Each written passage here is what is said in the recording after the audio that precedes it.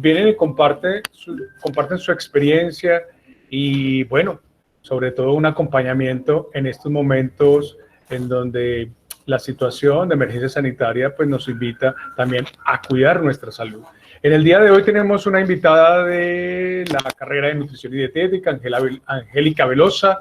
Angélica, muy buenos días, muchas gracias por atender a nuestra invitación de parte de la Facultad de Medicina y, claro está, del Consejo de Facultad. Bienvenida. Hola, Jan Jairo. No, muchísimas gracias a ti por la invitación. Muy feliz de estar acá. Vamos a compartir acerca de un tema que me apasiona y que he tenido la fortuna de trabajar ya desde hace varios años. Entonces, pues nada, cuando tú digas. Claro que sí. Entonces, Angélica Velosa, aparte pues, de su pregrado como nutricionista dietista, tiene una maestría en ciencias biológicas, además educadora en diabetes, que es una de las enfermedades que más aqueja al mundo y que en estos momentos es una de las enfermedades de alto riesgo para aquellas personas que son diagnosticadas con COVID, y además es empresaria. Bueno, ya tú nos contarás un poco más en detalle sobre eso para arrancar con el tema manejo nutricional de la diabetes. Muchas gracias, Angélica. En este momento el auditorio virtual es todo tuyo. Listo, Jan Jairo. Mil gracias. Bueno, entonces sí, como lo menciona Jan Jairo, soy nutricionista dietista, egresada de la Universidad Nacional ya hace varios añitos. Luego hice una maestría en ciencias biológicas con énfasis en bioquímica en la Universidad Javeriana y he tenido la fortuna de trabajar durante varios años con pacientes diabéticos y pues soy certificada como educadora en diabetes. Entonces, después de todos estos años trabajando con esta población, decidí formar mi propia empresa que se llama Nudo. Nudo es una compañía que ofrece servicios de nutrición, talleres para profesionales y para pacientes, especialmente con bomba de infusión de insulina o con terapia basal bolo. Y bueno, tenemos también algunos productos virtuales que más adelante se los presentaré.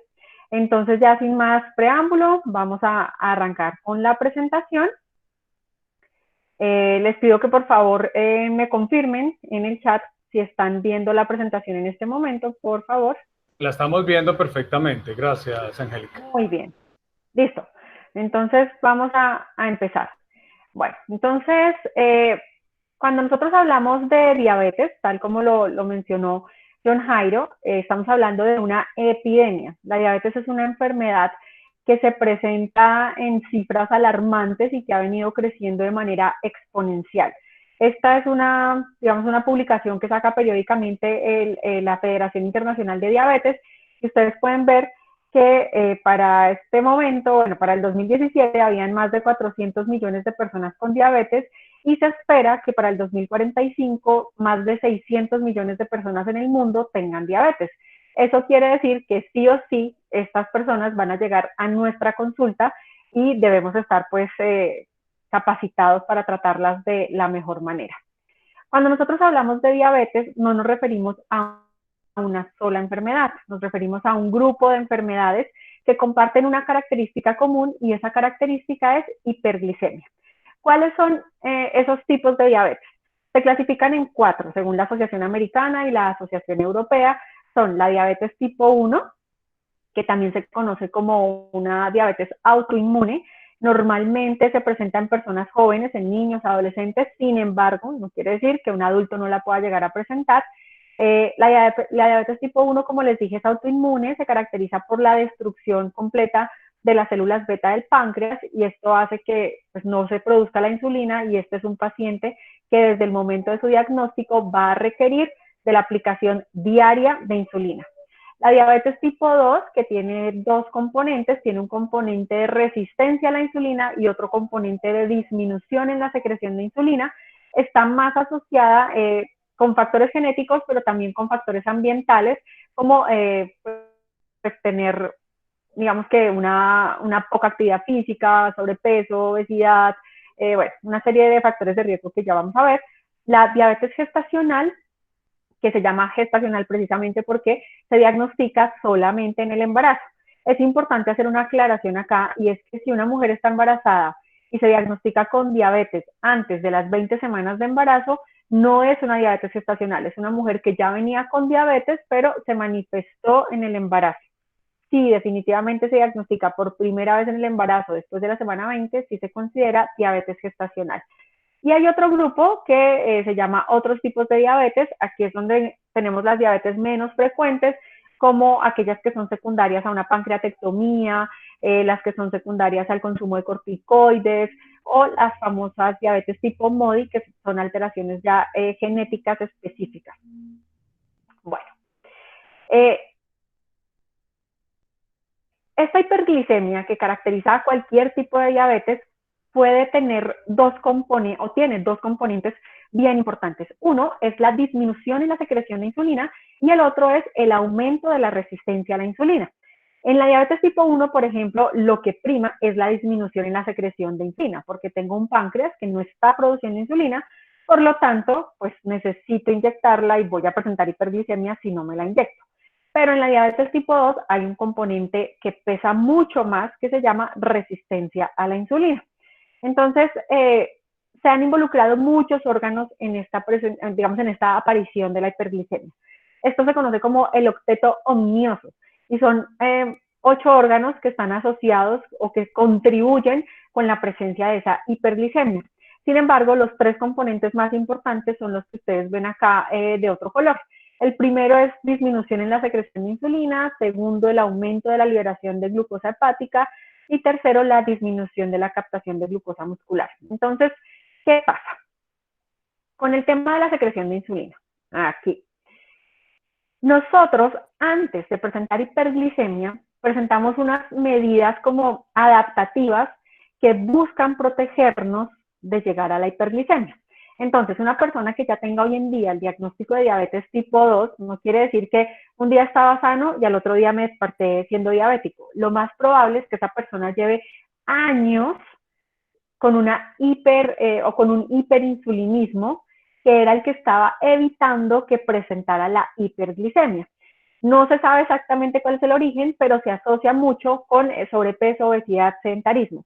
Entonces, una persona con sobrepeso, obesidad, sedentarismo, malos hábitos en general, empieza a tener pues una acumulación de masa grasa, de tejido graso importante. Entonces, yo tengo que empezar a liberar un montón de insulina para poder llevar, digamos que glucosa, repartir glucosa en todos los tejidos. Esos tejidos se empiezan a resistir a la insulina. Dicen, bueno, yo ya soy una célula que está lo suficientemente gordita, por llamarlo de alguna forma, ya tengo suficiente energía almacenada, y usted insiste en mandarme más glucosa. Entonces la célula se cierra, y esto se conoce como resistencia a la insulina. Entonces, claro, al cerrarse esa célula, al no querer captar más glucosa, al ser resistente a la insulina, mi páncreas responde liberando más insulina. Esa primera fase se conoce como hiperinsulinismo. Si a mí me toman un examen de laboratorio en esa fase para mirar cómo está mi glucosa, va a salir absolutamente normal, mi glicemia va a salir normal, porque tengo a mi páncreas a full produciendo un montón de insulina para mantener esa glicemia normal. Sin embargo, hay un momento en el que esta célula beta, la célula beta del páncreas, perdón, se agota y deja de liberar insulina. Entonces, se estima que cuando yo ya presento hiperglicemia es porque mi célula beta ha tenido un daño que puede ir entre el 75 y el 80%. Entonces ya tengo dañadas entre mi 75 y 80% de mis células beta. Entonces empieza a elevar la glicemia en sangre porque ya no tengo la capacidad de producir suficiente insulina para contrarrestar ese tema de la hiperglicemia. ¿Qué pasa? Cuando la glucosa se queda acá en sangre y además yo sigo con resistencia a la insulina, entonces va a bajar la captación de glucosa muscular. O sea, mi músculo no tiene cómo atrapar esa glucosa porque no hay suficiente insulina circulando, y para rematar, las células de mi cuerpo en general, de mi tejido periférico, es resistente a la insulina. En contraprestación, mi hígado empieza a botar glucosa porque lo que él asume es que mis tejidos necesitan glucosa, ¿cierto? Como bajó la insulina, no hay cómo, digamos que no hay cómo a través de la insulina captar glucosa. Entonces él empieza a botar glucosa porque supuestamente hay órganos que la necesitan, y digamos que esto se da muy de la mano con el aumento de la secreción del glucagón. Ustedes saben que cuando baja la producción de insulina, se dispara la producción de glucagón. Si baja la producción de insulina, mi cuerpo asume que necesito sacar, que estoy en ayuno y que necesito sacar glucosa de algún lugar, entonces aumenta el glucagón que hace que mi hígado libere más glucosa. ¿Bien? También a nivel del tejido adiposo aumenta la lipólisis, esto es cuando ya está la hiperglicemia franca. Entonces, ¿qué va a pasar? Yo voy a tener en mi sangre un montón de glucosa, un montón de lípidos, de ácidos grasos libres circulando y se genera un ambiente de glucotoxicidad y lipotoxicidad, ¿sí? Y todo este ambiente también se asocia con disfunción a nivel del sistema nervioso central de todos los neurotransmisores y también se asocia con disminución del efecto incretina, que seguramente ustedes han escuchado. Por favor, silencien los micrófonos las personas que lo tengan abierto. Luz Marina, Entonces, perdón, Angélica, te interrumpo. Luz Marina, por favor, cerrar tu audio. César, por favor, cerrar tu video, que todo eso afecta a la transmisión. Gracias. Sigue, Angélica. perfecto.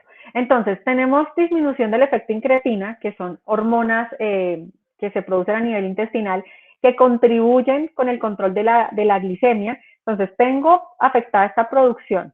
Tengo un montón de ácidos grasos libres. Tengo un montón de glucosa hepática libre. Tengo disminución de mi secreción de insulina. Tengo mis células alfa estimulando la liberación de glucosa. Tengo una disfunción de neurotransmisores que aparte de todo son los que me ayudan a sentirme lleno, a sentirme saciado y mi músculo pues no puede captar glucosa. Y pongo a mi pobre riñón, a mis pobres riñones a reabsorber glucosa por montón. Entonces este es el famoso octeto omnioso de la hiperglucemia específicamente para diabetes tipo 2. ¿Listo? Entonces todo mi cuerpo está en un ambiente que favorece la hiperglicemia. Aquí se los pongo en un esquema como más sencillo. En condiciones normales tengo glucosa en sangre, tengo insulina, la insulina se une al receptor de la célula, haciendo que la glucosa entre en la célula y le brinde suficiente energía, y este equilibrio es el que permite que mi célula esté nutrida y mis niveles de glucosa estén normales. Pero cuando hay diabetes, mis células se niegan a recibir la glucosa, se presenta esta hiperglicemia que ya vimos que todos los órganos contribuyen con ella, y este exceso de glucosa, con el paso del tiempo, pues se va para aquellos órganos que no son dependientes de insulina para recibir glucosa, es decir, se va para la retina de mis ojos, se va para mis riñones, mis células del sistema nervioso, mis células del endotelio, de todo mi sistema cardiovascular, y por eso las personas con diabetes terminan presentando complicaciones a nivel de estos órganos a largo plazo. Entonces digamos que aquí ya tenemos como un brochazo de qué es la diabetes, de por qué la hiperglicemia hace tanto daño. Ahora vamos a hablar como tal del tratamiento. A pesar de que estas guías son del 2015, o sea, yo ya me leí las del 2019, 2020, todas las demás, y siguen siendo, o sea, son muy buenas, pero ninguna presenta un esquema como el que tienen las guías del 2015. Un esquema donde te dicen, tienes un arsenal gigantesco de tratamiento farmacológico, pero todo este arsenal está enmarcado, como ustedes ven, enmarcado en el tratamiento no farmacológico. Y aquí nos dicen que el tratamiento no farmacológico tiene 4 componentes: alimentación saludable, control del peso, incremento de la actividad física y educación en diabetes. Si ustedes ven las guías más actuales, van a encontrar que siguen hablándonos de todo este montón de medicamentos con el que contamos hoy en día, pero todo esto me lo resumen en un círculo que dice estilo de vida saludable. Entonces, por eso me encantan estas, porque no hay ningún tratamiento farmacológico que funcione si usted no tiene primero organizado el tratamiento no farmacológico. Y de ese tratamiento no farmacológico, ¿qué es lo más retador para un paciente con diabetes? Lo más retador es aprender a comer. Se han hecho diferentes mediciones y se sabe que la gente puede llegar a ser muy adherente al tratamiento farmacológico e incluso a la actividad física, pero lo que más les cuesta es aprender a comer. Por eso es tan importante individualizar el tratamiento, negociar con mi paciente, tener en cuenta sus gustos, su nivel, digamos que de educación, sus creencias, digamos que toda la parte cultural y ambiental juegan un papel muy importante, y si nosotros logramos diseñar un esquema de alimentación a la medida de ese paciente, vamos a poder contribuir con disminución entre el 1 y el 2% de la hemoglobina glicosilada. Y esto es supremamente importante. La terapia médica nutricional impartida por un nutricionista se asocia con disminución de la hemoglobina glicosilada entre un 1 y un 2%. Esto, en términos de disminución de complicaciones, me está hablando que yo puedo bajar entre un 20 e incluso un 40% la probabilidad de que mi paciente haga complicaciones asociadas a la diabetes. Yo he tenido la oportunidad de asistir a lanzamientos de muchos fármacos para el manejo de la diabetes. Y yo quedo aterrada cuando veo que hacen fiestas, bombos y platillos, porque salió una molécula que me baja la hemoglobina glicosilada a 0.5%. Y nosotros tenemos a la mano un tratamiento que se llama terapia médica nutricional, que no me la baja 0.5, me la baja 1 o incluso el 2% si yo lo sé manejar. Entonces, de aquí en adelante les voy a dar como las pautas más importantes de ese manejo no farmacológico, de esa terapia médica nutricional, para alcanzar los objetivos con nuestro paciente diabético. La terapia médica nutricional tiene 4 componentes. El primero es el control metabólico y del peso. Sí es importante negociar, sí es importante tener en cuenta los gustos, pero sin perder el foco. O sea, yo tengo que plantearme unas metas con mis pacientes, tanto de hemoglobina glicosilada, lípidos, glicemia en ayunas, control del peso, que él sepa para dónde vamos. Segundo, personalizar el tratamiento, como ya lo habíamos dicho. Tercero, y muy importante, mantener el placer de comer. Miren que hasta las guías ya lo escriben. Nosotros no podemos pretender que una persona sea adherente a un tratamiento cuando le estamos diciendo que toda su comida tiene que ser sancochada, pálida, poquita, simple. Eso no lo van a cumplir. Y por último, brindar herramientas prácticas para que ese plan de alimentación pueda ser ejecutado. Herramientas prácticas. Yo no puedo decirle a todo el mundo, cómete las nueces, compra espárragos, cómprate la maquinita esta, la freidora de aire, porque no todas las personas van a tener esa capacidad. Entonces tengo que brindarle herramientas prácticas a la medida de mi paciente. Bueno, y algo súper importante, y es que hoy en día, no solo en diabetes, sino en general en el manejo de cualquier enfermedad crónica, nosotros no hablamos de alimentos buenos ni de alimentos malos. Nosotros hablamos de patrones de alimentación. Cuando hay un buen patrón de alimentación, yo voy a garantizar que ese esquema va a tener una variedad y densidad de nutrientes adecuada, y lo que yo puedo hacer es jugar con el tamaño de porción. Yo le digo siempre a mis pacientes, vamos a partir de la base. La base es que su patrón de alimentación esté constituido en un 80% por alimentos que de verdad sean densamente nutritivos, por alimentos que tengan como un efecto importante sobre la inmunonutrición, sobre el control glucémico, sobre su flora intestinal, y luego pasamos a manejar tamaños de porción. Hay diferentes patrones de alimentación que están en la literatura, no se los traje aquí, pero es bueno que ustedes los revisen, como el patrón de dieta mediterránea, como la dieta tipo DASH, como una dieta rica en nueces, en fin, hay muchos que se asocian con disminución de lípidos y de hemoglobina glicosilada. Bueno, como les dije, la terapia médica nutricional tiene 4 objetivos y el primero es el control metabólico y del peso. ¿Qué se ha visto? Cuando una persona con diabetes que está en sobrepeso u obesidad pierde peso, especialmente un 7% en los primeros 6 meses de tratamiento, fíjense que tampoco estamos hablando de que pierda un montón, que pierda 7%, ya esto contribuye con disminuir la hemoglobina glicosilada entre un 0.3 y un 2%. Contribuye con la disminución de la dosis de medicamentos y retarda la aparición de diabetes en las personas que tienen prediabetes. Entonces, es importante que la persona sepa, listo, usted está en sobrepeso, vamos a apuntarle a perder tantos kilos de grasa en estos meses y para eso vamos a implementar tal plan de acción. ¿Cómo perder peso? Pues indudablemente seguimos hablando del equilibrio entre lo que comemos y lo que gastamos. Hoy en día sabemos que no todas las calorías son iguales, es diferente las calorías que vienen de la grasa, de la proteína, de los carbohidratos, digamos que se metabolizan diferentes los nutrientes, por lo tanto el impacto en el déficit energético pues es distinto. Sin embargo, en términos generales, para perder peso, pues es importante que haya un déficit energético. ¿Y qué es lo que dicen la mayoría de los estudios y de las guías? Que si usted quiere que un hombre pierda peso, procure diseñar un esquema de alimentación que aporta entre 1.500 y 1.800 kilocalorías. En mujeres, 1.200 a 1.500 kilocalorías día, y en pacientes con diabetes que además están obesos, se pueden manejar esquemas de alimentación con 800 kilocalorías diarias, en los cuales se ha visto que hay un porcentaje de pérdida de peso hasta del 15%. En estas dietas muy, muy bajas en calorías, es súper importante que haya seguimiento semanal y que este paciente esté tratado por un grupo multidisciplinario. No puede ser algo que se maneje a la loca o que se lo formule cualquier persona, no, tiene que haber un acompañamiento importante.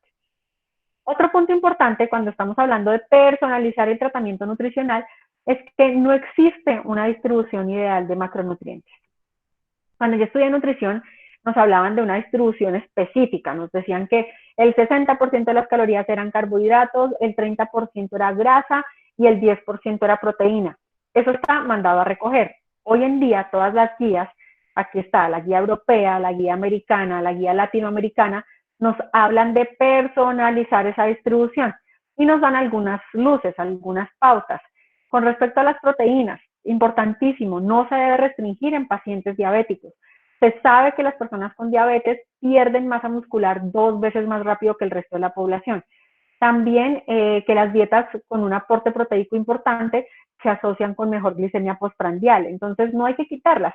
Solamente si hablamos de una persona que además de tener diabetes, tiene ya su nefropatía diabética y está en estadios 4 o 5, ahí la cosa cambia.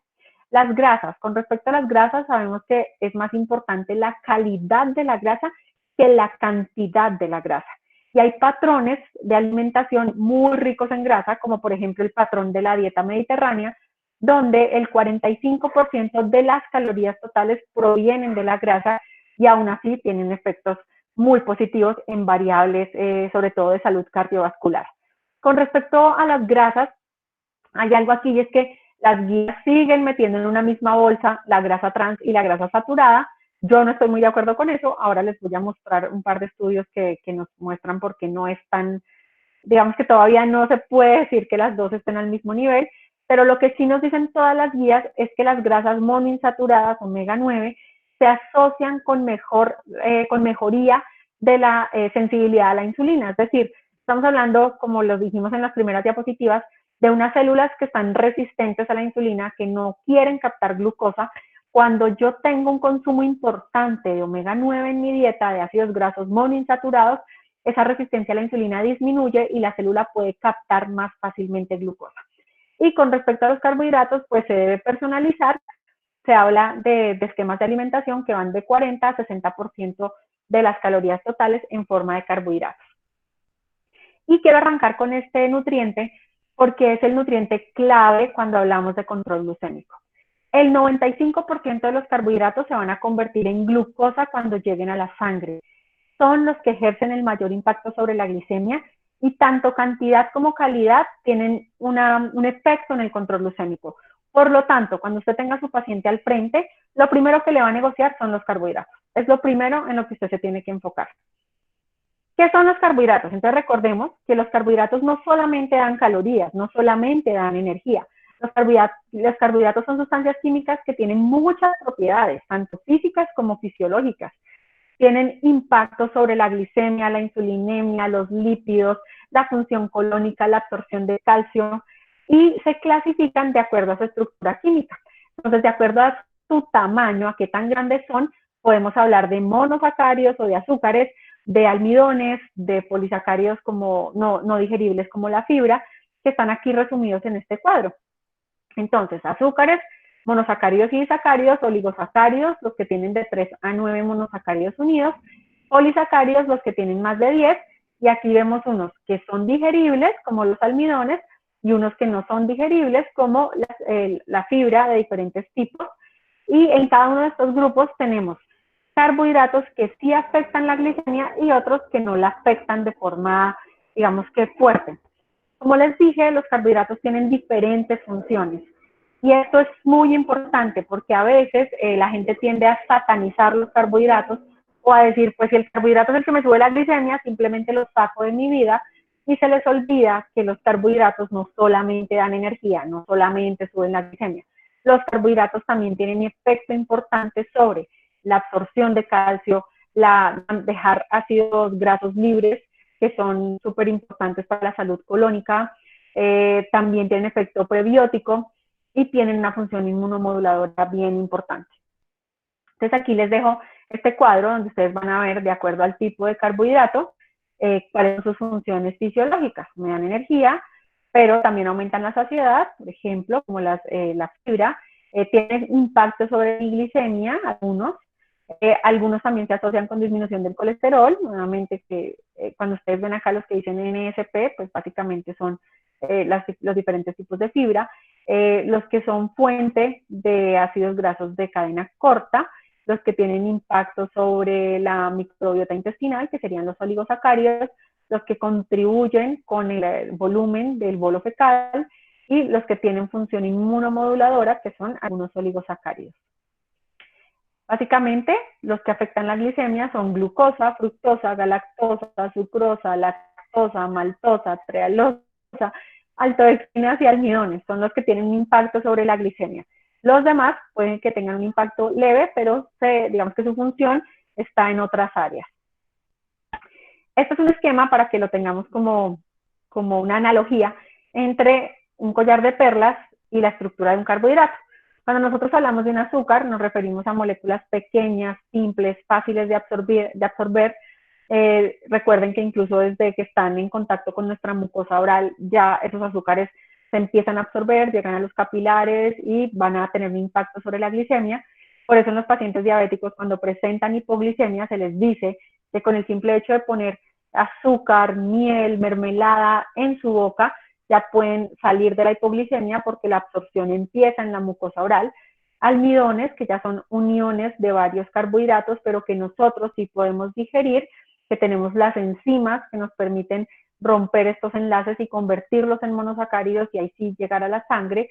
Y las fibras la fibra que no en toda proporción, digamos que no es digerible el 100%, que son estructuras mucho más complejas y que van a tener otro tipo de función más allá de elevar la glicemia.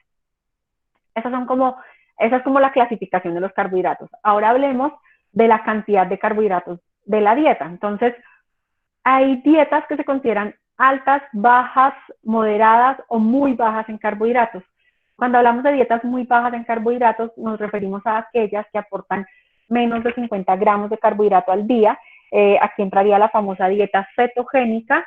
Estas dietas se pueden llevar a cabo durante un tiempo limitado, con unos objetivos específicos, pero es importante saber que cuando yo como tan poquitos carbohidratos, es probable que no cumpla con mi requerimiento de fibra y que también me quede corta con el aporte de algunas vitaminas. Entonces, estas dietas por eso se recomiendan para periodos cortos y objetivos específicos.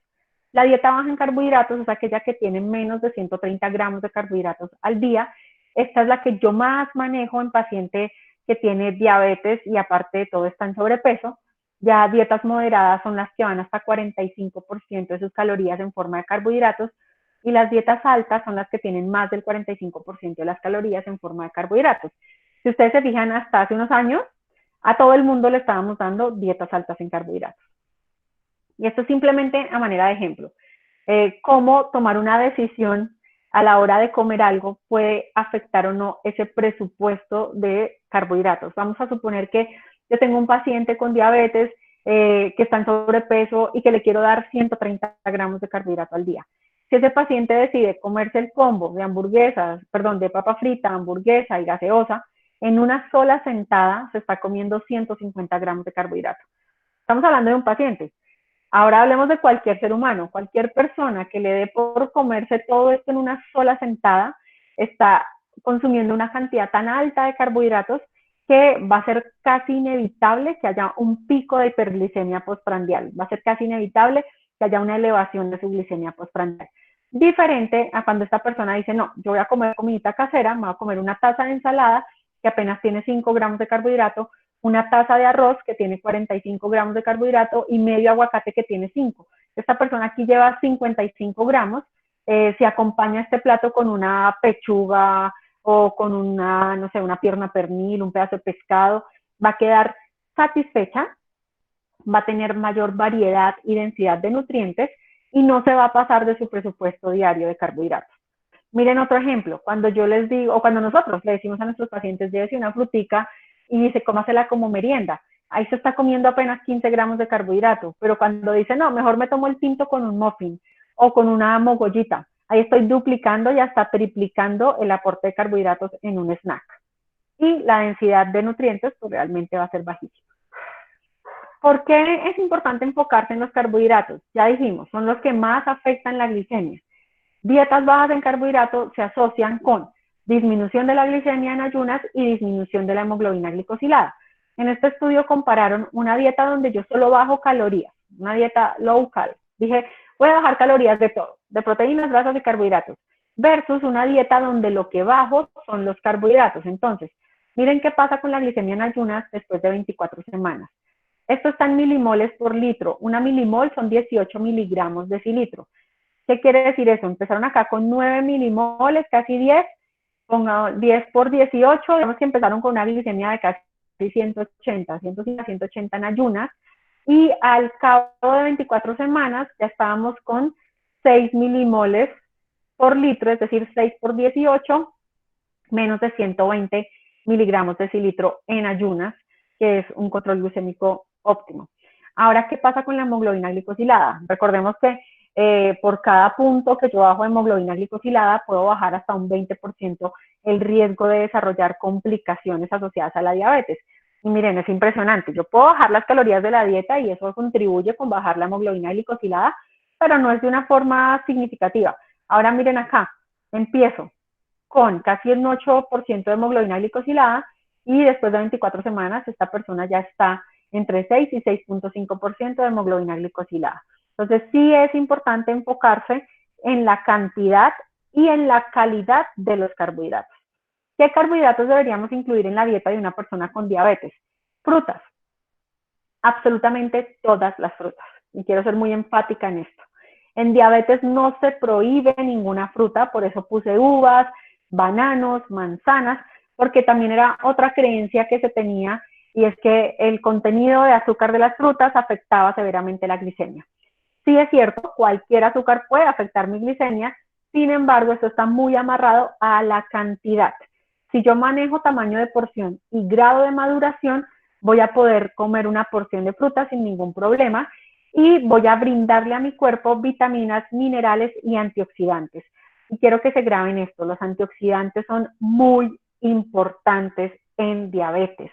Cada vez que hay picos de hiperglicemia, el endotelio sufre porque hay un estrés oxidativo fuerte que yo puedo arreglar cuando consumo antioxidantes en mi dieta. Vegetales, sean todos bienvenidos, fuente de fibra, vitaminas, minerales, antioxidantes, un impacto sobre la glicemia bajísimo. Leguminosas, frijoles, garbanzos, lentejas son alimentos de bajo índice glucémico, ricos en fibra, en oligosacáridos, dan saciedad, dan proteína, o sea, más completos no se puede. Los lácteos, que han sido también satanizados últimamente, en diabetes no tienen ningún lío. De hecho, hay estudios que muestran un factor protector tanto para diabetes como para enfermedad cardiovascular con el consumo de lácteos. Importante recordar que el azúcar de la leche, que es la lactosa, está en la leche y está en el yogur, en los derivados líquidos. Pero cuando yo me como un pedazo de queso, lo que estoy haciendo es comerme el precipitado de la proteína de la leche, es decir, que en el suero ya se fue la lactosa, por lo tanto el queso no va a tener azúcar, a menos de que sea un queso muy fresco. Por ejemplo, una cuajada, que si tiene suero todavía, puede tener algo de azúcar. Y este tipo de productos, cuando comemos productos integrales, pues es importante que sean de una fuente confiable y que ojalá, sería maravilloso que aportaran más de 5 gramos de fibra por porción. Hablemos de las grasas. A veces las personas dicen, ay, como tengo diabetes, entonces no puedo comer grasa. La verdad no tiene nada que ver, ya dijimos que hay patrones de alimentación con dietas muy ricas en grasa, como el patrón mediterráneo, donde el 45% de las calorías provienen de la grasa, y que nos vamos a enfocar es en la calidad, más que en la cantidad. Sí o sí, deben incluir grasas monoinsaturadas, omega 9, la fuente más conocida es el aceite de oliva. Sin embargo, digamos que los tejidos de los animales que han sido criados al pastoreo también tienen bastante omega 9. el cerdo tiene un montón de omega 9 si es un cerdo criado como Dios manda, por pastoreo, no allá encerrado. Grasas poliinsaturadas, un muy buen balance entre omega 3 y omega 6 también se asocia con mejoría de la sensibilidad a la insulina. Y quiero contarles un poquito de historia de dónde viene el miedo a las grasas. El miedo a las grasas viene desde hace muchos años, desde los años 50, con la publicación del estudio de las 7 naciones.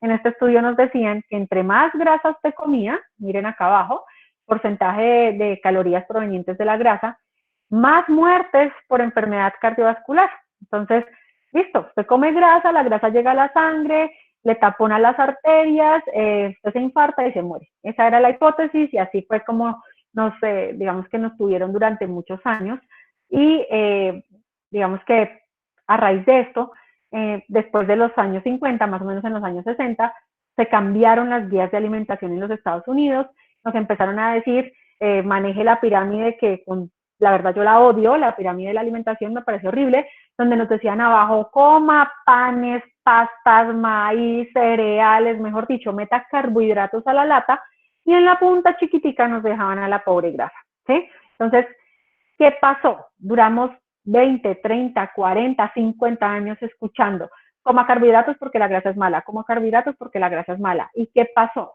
Después de esto, más o menos en los años 70, cuando uno empieza a ver las curvas de crecimiento de diabetes y de obesidad, se da cuenta que esas eran curvas, eran crecimientos lineales, pero que a partir de la implementación de estas guías, el crecimiento de la diabetes y la obesidad se volvió exponencial, ¿sí? El cambio en esas guías de alimentación nos afectó a todos. Contrario a lo que nosotros pensamos, que la gente no nos hace caso, la gente sí nos hace caso.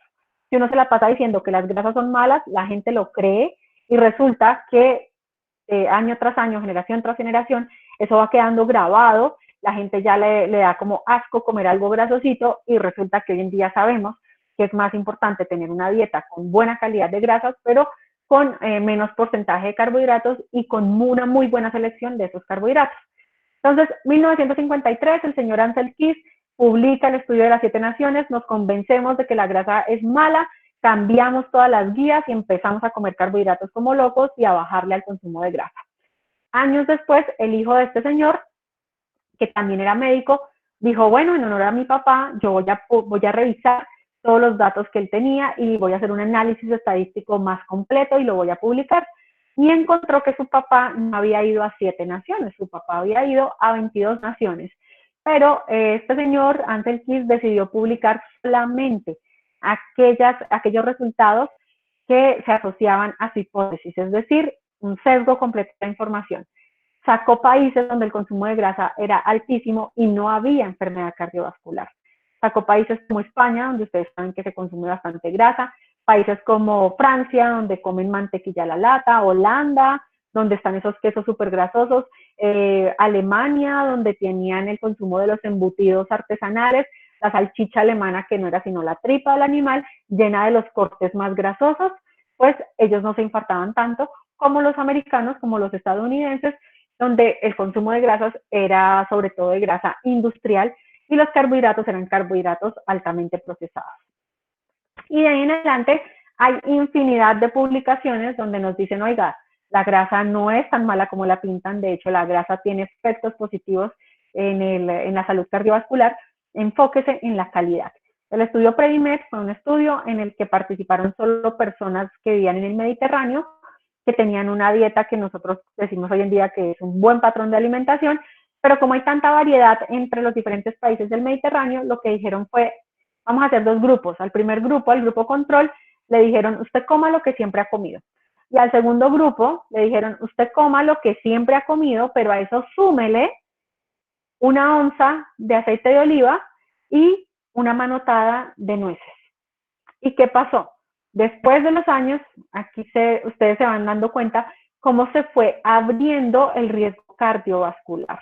El riesgo cardiovascular fue muchísimo menor para las personas que incluyeron este tipo de grasas en su dieta versus los que continuaron con el consumo habitual. Alguna vez alguien dijo, la nutrición noventera, que fue la nutrición que yo alcancé a estudiar, nos dijo, usted está dando más grasas, usted está dando más calorías, ¿qué va a hacer? Va a engordar a esta gente y va a enfermarlo. Pero miren que no, miren que realmente lo importante es de dónde provienen esas grasas. Y más reciente está el estudio Pure, que se publicó en el 2017.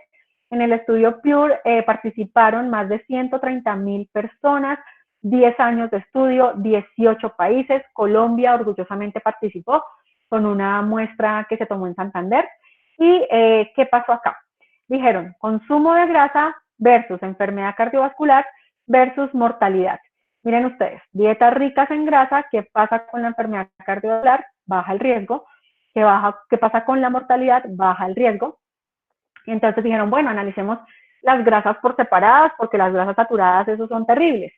Y si ustedes se fijan, consumo de grasa saturada versus enfermedad cardiovascular, si yo consumo pequeñas cantidades, el riesgo cardiovascular baja y luego digamos que se mantiene estable y vuelve a subir un poquito cuando yo ya exagero el consumo de grasa saturada, cuando más del 16-18% de mis calorías provienen de la grasa saturada. ¿Qué quiere decir esto? Que si usted se comió un chicharroncito, si su paciente le dice, oiga, si me puedo comer, no sé, el fin de semana mi picadita con un choricito, con unas costillitas, hombre, eso no va a ser tan grave. Es más grave que esta persona diga, me voy a comer un hojaldre, me voy a comer una dona, porque eso va a tener grasas industrializadas más una harina de trigo refinada, que al final sí va a tener un impacto negativo sobre el riesgo cardiovascular y sobre la mortalidad. Miren qué pasa con la grasa monoinsaturada. Ya habíamos dicho, baja riesgo cardiovascular y también baja mortalidad. Aquí en grasa poliinsaturada, lo peor es que no hubo un análisis aparte de omega 3 y omega 6, sino que me pusieron todo en una misma bolsa y a pesar de eso tiene un efecto positivo. Pero recordemos que es supremamente importante que haya equilibrio entre omega 3 y omega 6 para que esa capacidad proinflamatoria y antiinflamatoria esté como equilibrada, ¿listo? Hoy en día abunda el omega 6. El omega 6 está en casi todo lo que comemos, entonces no es necesario, digamos que tratar de que la gente suplemente o coma más omega 3, más omega 6, perdón. Deberíamos enfocarnos en aumentar el aporte de omega 3 de la dieta. Y miren qué pasa con los carbohidratos. Dietas ricas en carbohidratos se asocian con más enfermedad cardiovascular y con más mortalidad. Pero aquí sí quiero hacer una aclaración. Después del estudio Pure salió otro estudio donde encontraron que este comportamiento de los carbohidratos era un comportamiento en U. Es decir, si yo me bajo mucho en el aporte de carbohidratos de la dieta, también aumenta el riesgo de enfermedad cardiovascular y también aumenta el riesgo de mortalidad. Básicamente, ¿por qué? Porque si usted baja los carbohidratos, va a estar bajando también la fibra y va también a afectar su flora intestinal y bueno, esto va a tener un montón de implicaciones que se pueden asociar con enfermedad cardiovascular y mortalidad. Entonces, esto es como dice el dicho, ni tan cerca que queme al santo, ni tan lejos que no lo alumbre. La idea es movernos por aquí. 30, 40, 50% de las calorías en forma de carbohidrato y supremamente importante la calidad, porque si la mayoría de esos carbohidratos son granos enteros, alimentos integrales, frutas, vegetales, la probabilidad de que eso tenga un impacto negativo realmente es cero.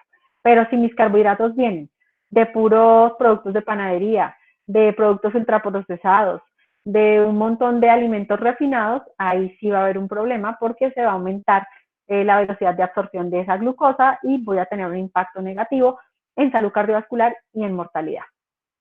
Proteína, ya les había dicho, no hay que restringirla, podemos hacer el cálculo por kilogramo de peso como se hace con cualquier otra persona, solo hacemos restricción en enfermedad renal crónica. Normalmente se manejan dietas del 10 al 20% de las calorías en forma de proteína. Sin embargo, se ha visto que dietas ricas en proteína tienen un impacto importante sobre control glucémico y saciedad. Bueno, entonces ya vimos en general macronutrientes, ya vimos cómo jugar con ese balance entre proteínas, grasas y carbohidratos. Ahora volvamos a pensar en los carbohidratos, ¿listo? Hay unos atributos de los alimentos y unos atributos de las mezclas de alimentos. Entonces vamos a ver el primero. Este se conoce como índice glucémico. Y el índice glucémico habla de la calidad del carbohidrato de ese alimento. Y es un indicador numérico que va a describir rapidez y severidad, digamos que la severidad con la que un alimento eleva mi glicemia, comparado siempre con un patrón que va a ser el pan blanco o la glucosa. ¿Cómo se calcula el índice glicémico? Entonces, básicamente lo que se hace acá es que ponen a una población a comer el alimento prueba. Supongamos que yo quiero saber el índice glicémico de una manzana. Entonces ponen a todo el mundo a comer manzana y le toman la glicemia en el periodo postprandial, a los 30 minutos, a la hora, a las 2 horas, bueno, son 4 horas de observación. Luego a esta misma población se le da pan blanco y hacen el mismo ejercicio. Y se compara glicemia con la manzana versus glicemia dividida en glicemia con el pan y se multiplica por 100. De ahí va a salir un puntaje que va desde 0 hasta 100. El índice glucémico es característico de cada alimento, ¿listo? Es una característica individual. Yo puedo tener 2 alimentos con la misma cantidad de carbohidratos, pero el uno me dispara la glicemia y el otro no. Ejemplo clarísimo. Vaso de gaseosa, 30 gramos de azúcar. Manzana chilena gigante, 30 gramos de azúcar. Ambas tienen la misma cantidad de azúcar, pero la gaseosa va a dispararme la glicemia porque su índice glucémico es mucho más alto que el de la manzana. Aquí se ve más claramente la situación. Me como un alimento de alto índice glicémico, dispara mi glicemia en los primeros minutos, como me inyecto insulina o me tomo el hipoglicemiante, o bueno, o no tengo diabetes, me baja nuevamente la glicemia, vuelvo a rangos normales, pero este pico de hiperglicemia, este pico se presenta y es lo que hoy en día sabemos que más afecta el endotelio. Cada vez que a mí se me sube la glicemia, hay una interacción entre la glucosa y la proteína de mi endotelio, entre la glucosa que llegó más la proteína de mi endotelio, causando estrés oxidativo, causando inflamación y todas las complicaciones que conocemos de la diabetes. Mientras que índice glucémico bajo eleva mi glicemia, pero después ya vuelve a sus niveles normales. Aquí hay ejemplos: índice glucémico alto, todos los cereales del desayuno, el pan blanco, el arroz blanco, los jugos, los dulces, el puré de papa. ¿Qué es lo importante acá? Si yo me como algo de esto mezclado con algo de bajo índice glucémico, al final en mi estómago eso se va a convertir en un plato de índice glucémico medio, ¿listo? O de carga glucémica media. Entonces yo podría mezclar para jugar con ese tema. Llévense por favor esta dirección, esta página es de la Universidad de Sydney. Ellos tienen una base de datos buenísima de índice glicémico de los alimentos. Y viene otro concepto que es la carga glucémica. La carga glucémica es más integral que el índice glucémico. La carga glucémica no solamente tiene en cuenta el índice glucémico, sino la cantidad, cuánto me voy a comer. Entonces supongamos que yo tengo un alimento de índice glucémico altísimo, pero la cantidad que me voy a comer es tan chiquita que la carga glucémica va a ser baja. O tengo un alimento de índice glucémico bajo, pero la cantidad que me voy a comer es tan grande que la carga glucémica va a ser alta.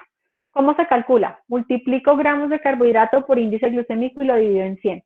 Si le está por encima de 20 es carga glucémica alta, entre 11 y 19 media, y por debajo de 10, de 10 para abajo es baja. Les traigo acá unos ejemplos. Me como una sandía que tiene índice glucémico alto, 72.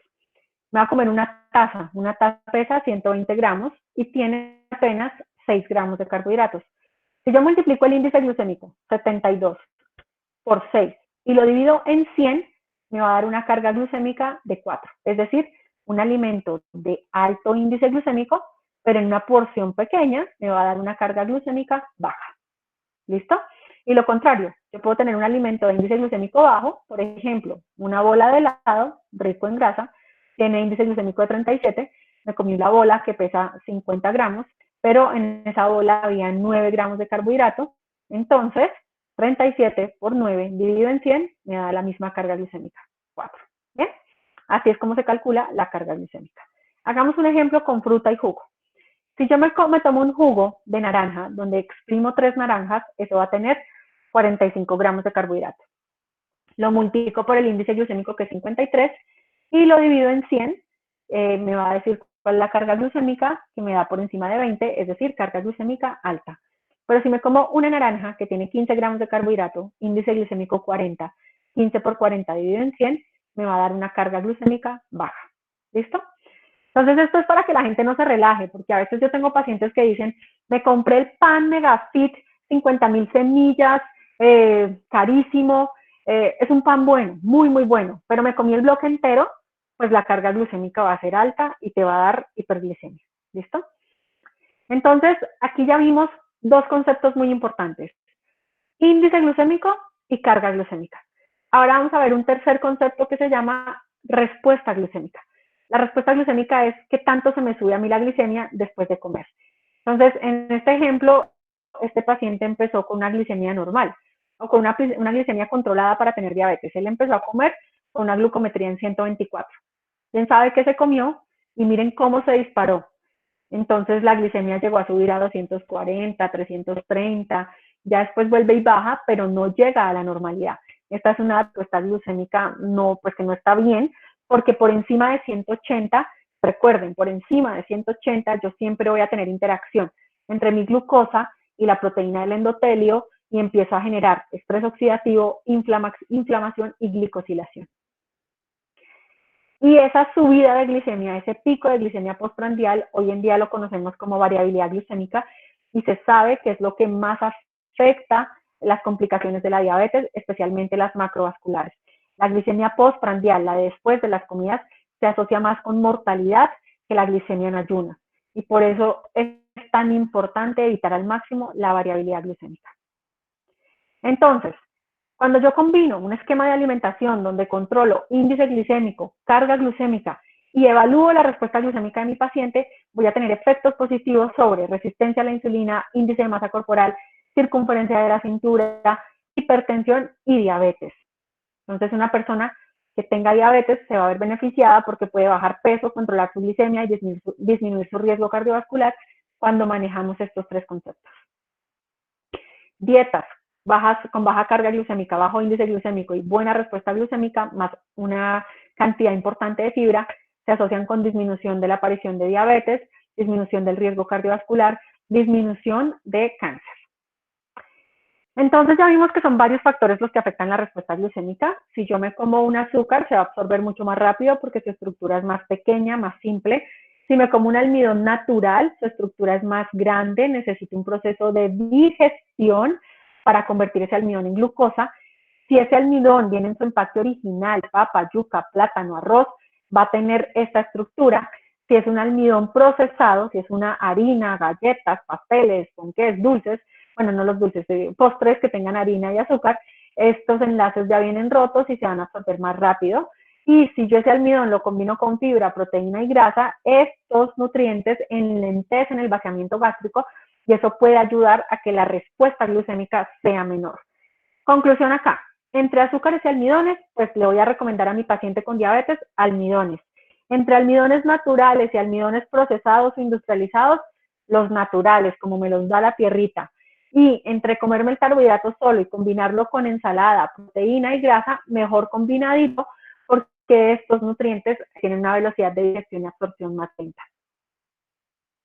En conclusión, es benéfico y que es peligroso para nuestro paciente diabético. Es benéfico que su patrón de alimentación esté rico en frutas, vegetales, pescados, grasas, nueces, que coma también con moderación queso, huevos, carnes blancas, leche, mantequilla, no habría lío. Que tenga, digamos, cuidado con la cantidad de carnes rojas, se recomienda por ahí 1 o 2 veces a la semana carne roja, y es peligroso consumir granos refinados, azúcares, carnes procesadas. Ya sabemos hoy en día que los embutidos también elevan la resistencia a la insulina. 50 gramos diarios, que 50 gramos son una tajada de jamón, una salchicha, se asocia además con todos los tipos de cáncer y, ya lo dije, con peor resistencia a la insulina. Comidas ricas en sodio y grasas trans, pues hay que evitarlas al máximo. Y quiero hacer aquí un paréntesis, digamos que lo que hemos visto hasta acá es la base del manejo nutricional en cualquier tipo de diabetes. Pero si nuestro paciente ya usa insulina, si estamos hablando de un paciente con diabetes tipo 1 o un paciente con diabetes tipo 2 que tiene falla de célula beta y que está utilizando ya 4 inyecciones diarias de insulina, ese paciente sí o sí tiene que entrenarse en conteo de carbohidratos. Y el conteo de carbohidratos es básicamente jugar a hacer un páncreas sano. Es una técnica que permite que la persona calcule la dosis de insulina de acuerdo a lo que se va a comer y de acuerdo a su glicemia antes de empezar a comer. El taller de conteo es largo, simplemente les quiero contar que cuando una persona utiliza insulina basal, que es la que se pone cada 24 horas, e insulina de acción rápida, que es la que se inyecta con cada comida, pues el conteo de carbohidratos le va a permitir dosificar mejor la insulina de acción rápida, ¿listo? Y lo hace o lo hacemos a través de dos técnicas, conteo de carbohidrato directo, que es, tengo mi comida al frente, reviso unas tablas, entonces tengo acá el nombre del alimento, el peso de la porción, el tamaño de la porción y me dice cuántos carbohidratos tiene. Entonces la persona ya sabe, ah, bueno, listo, me voy a comer este poquito de arroz que son 30 gramos de carbohidrato o esta arepa que son 30 gramos de carbohidrato. Entonces aprende a contar al ojo, con tablas. O la otra es con etiquetas. Tiene la etiqueta y la aprende a interpretar. Entonces dice, listo, este producto o esta porción tiene 14 gramos de carbohidrato. Si la fibra es mayor o igual a 5, la resto. Entonces 14 menos 6, me va a comer 8 gramos de carbohidrato. Pero si además tiene polioles, que ustedes seguramente habrán visto en algunos productos, sorbitol, xilitol, manitol, alcohol de azúcar, este paciente debería restar la mitad de los polioles al total de los carbohidratos. Entonces, 14 de fibra, perdón, 14 de carbohidratos menos 6 de fibra van 8, menos la mitad de los polioles, o sea, 2, este paciente se va a comer 6 gramos de carbohidratos. 8 menos 2, 6. Esto pues, lo voy a pasar así muy rápido, pero es para que ustedes vean que una persona que tiene diabetes y terapia basal bolo con insulina, es decir, 4 inyecciones diarias de insulina, debería contar carbohidratos tanto al ojo como revisando las etiquetas. ¿Por qué? Porque una vez esa persona sabe contar carbohidratos, yo puedo calcular dos factores que se conocen como ratio y sensibilidad. El ratio me dice una unidad de insulina para cuántos carbohidratos sirve. Supongamos que yo ya descubrí que el ratio de mi paciente es 10, entonces yo le voy a decir, cada vez que usted se coma 10 gramos de carbohidratos, se va a poner una unidad de insulina. Y la forma fácil de calcularla es que el paciente coma, se toma glucometría, cuenta sus carbohidratos, se inyecta insulina y se toma glucometría 2 horas después. A las 2 horas la glicemia debe haber subido entre 30 y 40 puntos. Si eso se cumple, quiere decir que la cantidad de insulina que me apliqué para estos carbohidratos fue correcta. Miremos este ejemplo. Esta persona empezó en 100. En ese momento se comió 40 gramos de carbohidratos y se puso 4 unidades de insulina. A las 2 horas, este paciente solo ha gastado entre el 60 y el 70% de esas 4 unidades que se inyectó. Entonces, a las 2 horas la glicemia debe subir un poquito, pero ese poquito son 30 o 40 puntos nada más. Entonces, si paso de 100 a 140, yo puedo concluir que estas 4 unidades fueron suficientes para estos 40 gramos. Y 40 dividido en 4, pues me da 10, es decir, que esta persona tiene un ratio o una relación insulina-carbohidrato de 10. ¿Por qué quiero que la glicemia suba? Porque sigue en su cuerpo el 40% de la dosis y ese 40% de la dosis va a hacer que a la cuarta hora la glicemia vuelva a 100. Y la sensibilidad o corrección me dice una unidad de insulina, cuánto baja la glicemia. Si la glicemia está alta antes de una comida, ¿cuánto me inyecto de más para que la glicemia baje? Entonces, un paciente aplica los mismos principios. Si mi meta es llegar a 140, yo llego a esa meta cuando se acabe la acción de toda la insulina, que eso se acaba 4 horas después. Empezó con glucometría en 300, no comió nada, se puso 4 unidades, luego bajó a 180 a las 2 horas, en su cuerpo todavía queda el 40% de la dosis de insulina, a la cuarta hora llega a 140. Si esto se cumple, yo puedo decir que este paciente empezó en 300, bajó a 140, es decir, que bajó 160 miligramos de cilitro con 4 unidades de insulina, y si yo divido 160 en 4 me da 40, es decir, una unidad le baja 40. Entonces, cuando la gente cuenta carbohidratos, conoce ratio, conoce sensibilidad, ya su dosis nunca más vuelve a ser fija, su dosis se vuelve flexible. Entonces, miremos acá, esta persona tiene un ratio de 10 y una sensibilidad de 30, su glucometría es 170 en este momento y se va a comer 50 gramos de carbohidratos. Y su meta es llegar a 140. Entonces, ¿qué hacen los pacientes diabéticos o con diabetes más bien cuando aprenden a contar carbohidratos?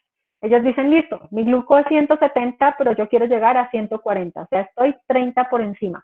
Como yo ya sé que una unidad me baja 30, pues me pongo una para corregirme.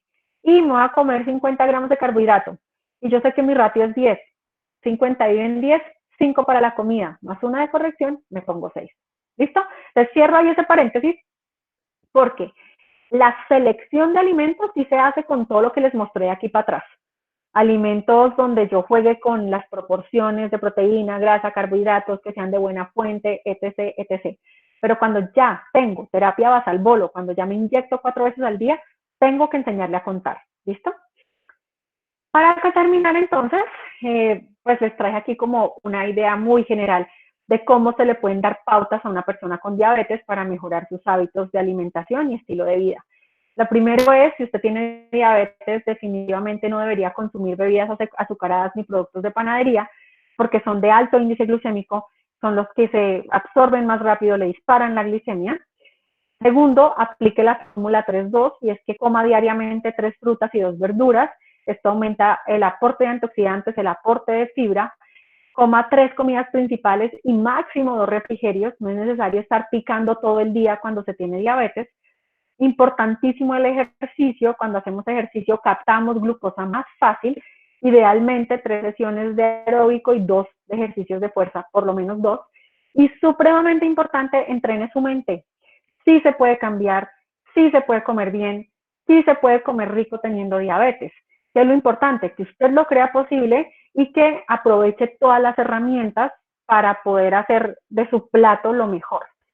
Por último, les dejo entonces mis datos. Aquí está la página de mi empresa, las redes sociales, mi correo electrónico, y les quiero contar que en este momento tenemos 2 productos en la página, el curso de conteo de carbohidratos completamente en línea, que en este momento de cuarentena tiene un súper descuento, y este Festival de la Nutrición, que es algo que hicimos con mucho amor, entre 13 nutricionistas, son 25 conferencias, somos 13 nutricionistas, hablamos de muchísimos temas, hay foros para que ustedes interactúen con las nutricionistas, y pues bueno, fue una iniciativa que salió de esta cuarentena para que tuviéramos información de calidad acerca de la nutrición.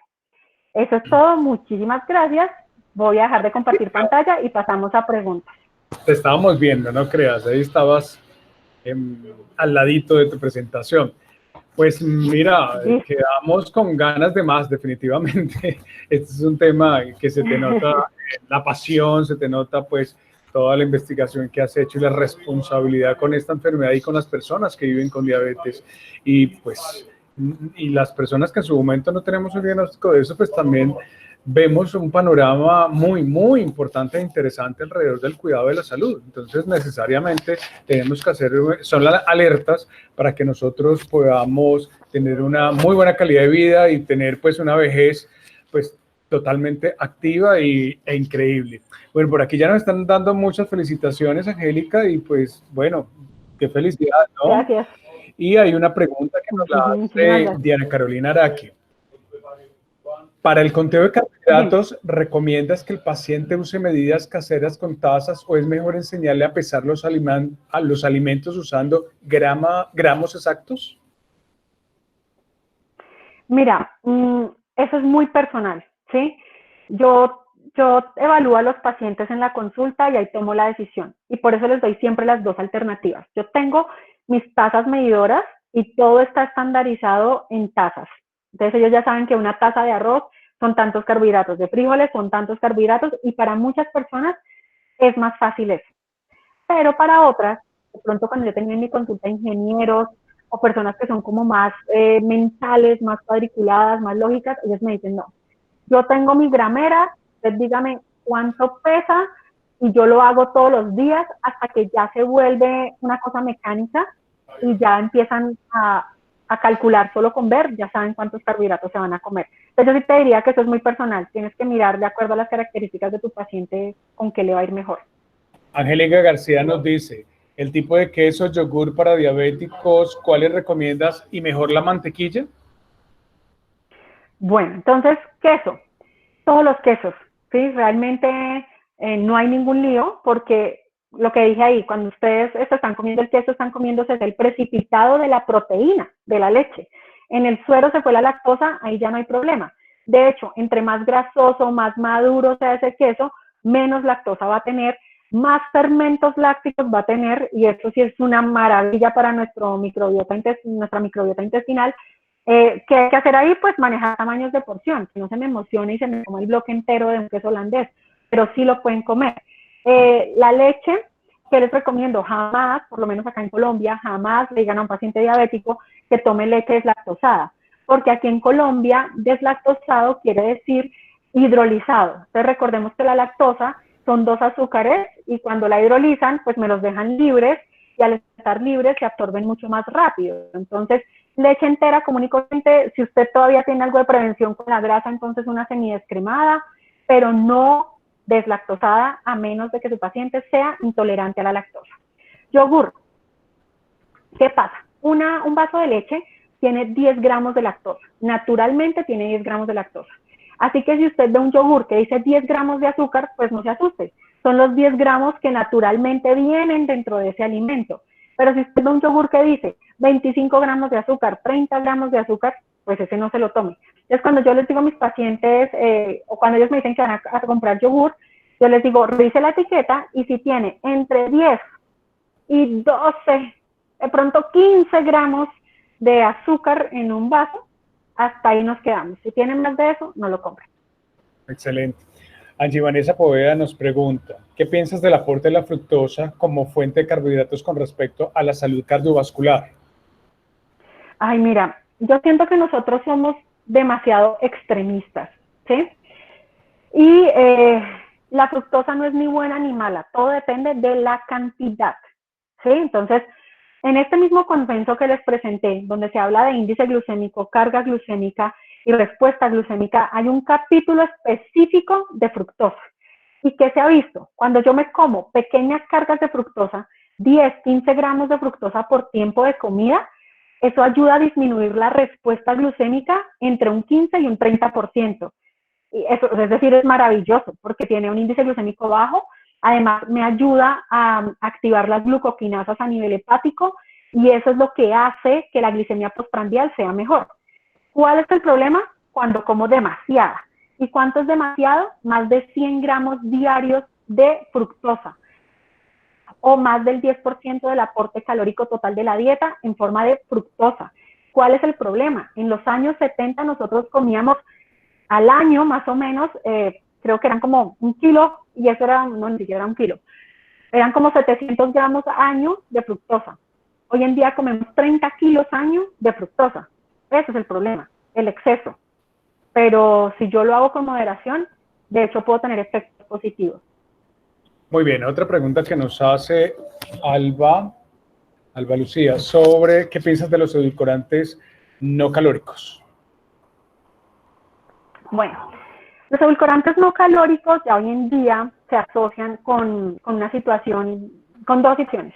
Una, resistencia a la insulina y 2, disbiosis. Entonces, puede que no afecten la glicemia. Si yo endulzo algo con cualquier edulcorante, mi glicemia va a estar perfecta.